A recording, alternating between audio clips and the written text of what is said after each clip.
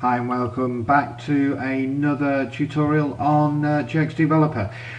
We've looked at editing rungs and setting up our edit mode for not using or not being connected to a PLC. We've also done our comments, our statements and everything else. So what we need to look at now is really, before we go any further, is simulation.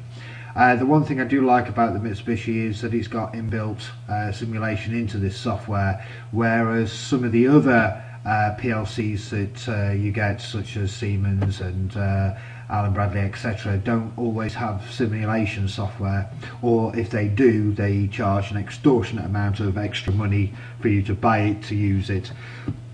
So just quickly looking at this, while we've still got one rung, we're going to make it easy for you to see.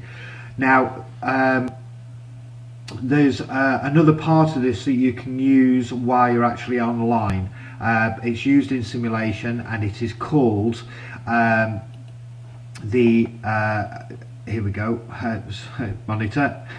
You'll find it called the entry data monitor. What this allows you to do is actually force values on and off, but we'll see that when we go into simulation mode. So at the end here you've got the start or end ladder logic test. If you click onto that button there, you will get the tool come up here. It's going to write it to the PLC and it takes a couple of seconds to do that. And once it's done that, you will notice that the run light comes onto the PLC. This is basically a software PLC. So if we just minimize that for now, okay, nothing really changes here apart from you've got this monitor status up here that I will just drag and drop into that point. Now what you need to do is go on to online. So what you're actually doing now is you are simulating the fact that you're online. Go into your entry data monitor and you will get this page. Now if I just minimize that a little bit, you'll notice that we've still got our main ladder under this window. So for the moment what we need to do now is actually register a device. So you'll notice that the blank is the page is blank at the moment. You'll notice down here that we've got certain buttons, so you can register a device, or by selecting a line you can double click. So we'll put in our X1, that's our input. Now beware that when you're actually online with a PLC you cannot force inputs from this page. Inputs can't be done, they're physical inputs, so you can't force them, but under the simulation as we're doing here you can force them. So I'll register that input for now, and I can register more if I wanted to. I could put X2 or M0. I can register as many as I want and then I can click the cancel. That means I've now got them all registered. I can press the start monitor button here, and given a second or two it will start to monitor these three values. As you see, they're all set to 0 at the moment. Now if I just minimize this and bring this down to a point that we can see it, we now want to force this particular value. Okay, we want to force our input on there and see if our output switches on. And what we'll do is I will register Y0. Okay, basically so we can see what happens as well. We need to force this on. Once it's been registered we can then double click X1 and you will get this page coming up.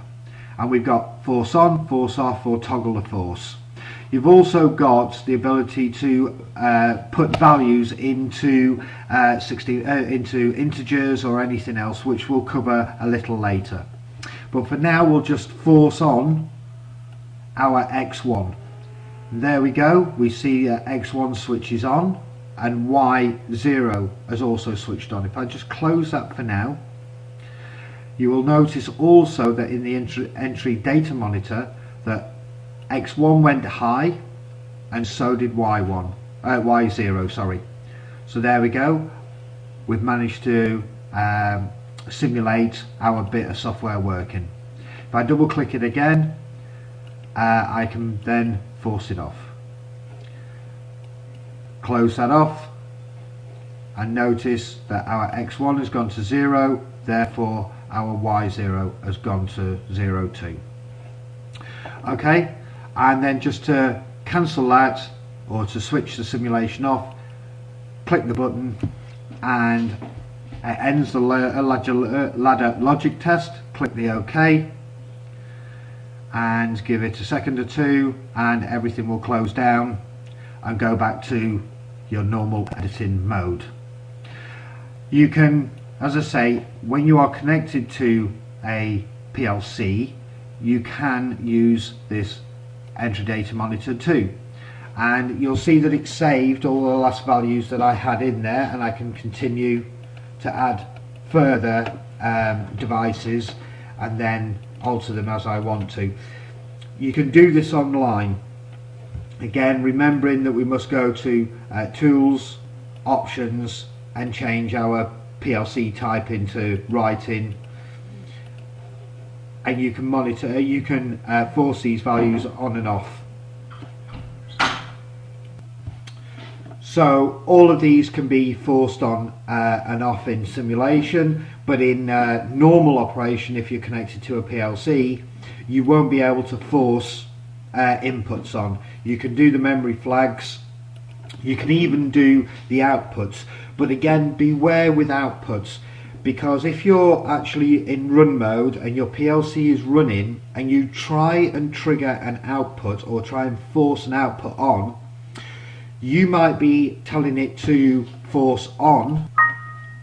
Oops, I've got to change that back. You might be forcing that